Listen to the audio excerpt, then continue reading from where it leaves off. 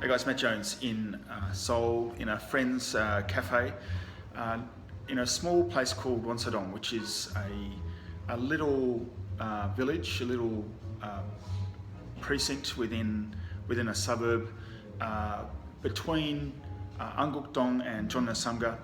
In fact, it's just across away from the walls of Cheondagung. This is the palace out there. You can see the snow-covered ridgeline just behind the gates there.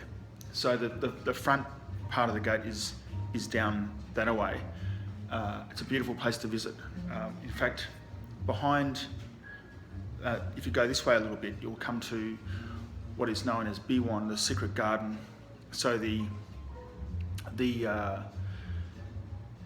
king who, that was his palace, one of his palaces, he had a garden built right down the back of there, and it was a place he could hunt, he could go and enjoy nature and so on and so forth.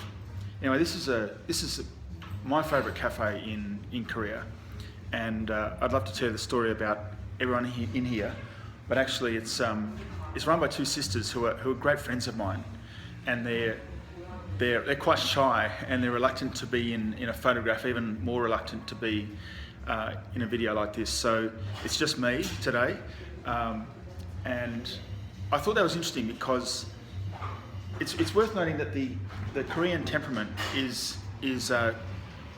often quite different to the Australian temperament, where we doesn't mean we have to change the way we are, but I think appreciating each other's differences is really important in terms of getting a better understanding of how we get on together.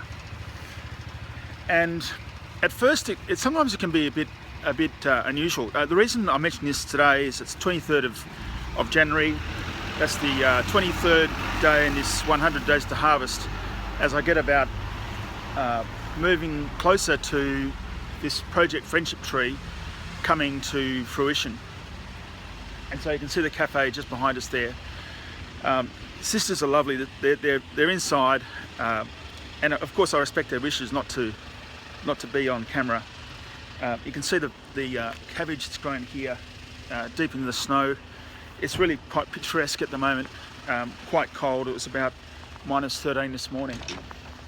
You can see you hear the crushing of the snow beneath my feet.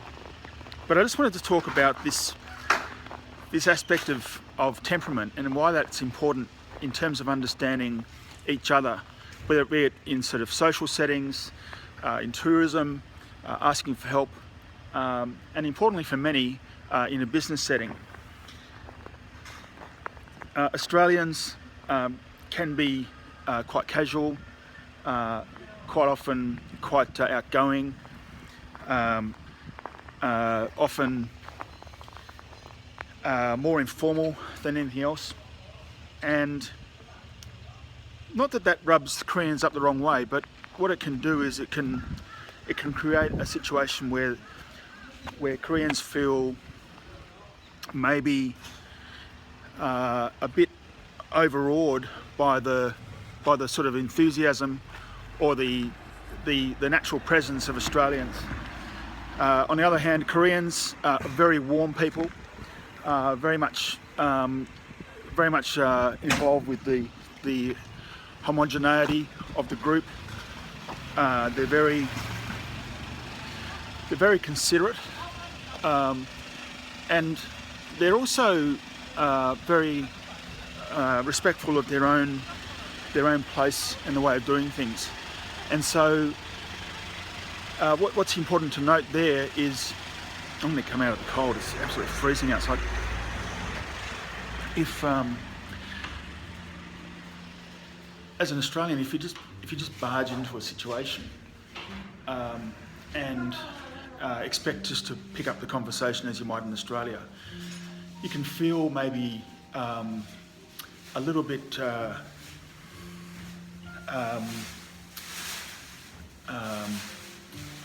at a distance from the Koreans, but that's not at all what the Koreans intend for you to experience.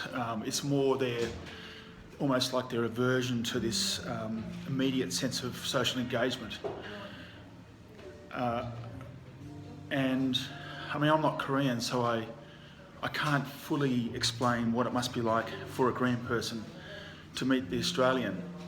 But I think if you've been following these videos, you would have detected a sense of the Koreans having a aversion to the stranger, to the foreigner, and it's not an expression of unfriendliness. It's more often their reservation because of their inability to speak English, or their lack of confidence in communicating in English. And so, speaking to other Australians, I think what's important to note is to allow room for people to be who they are, the Koreans to be who they are, and build the relationship.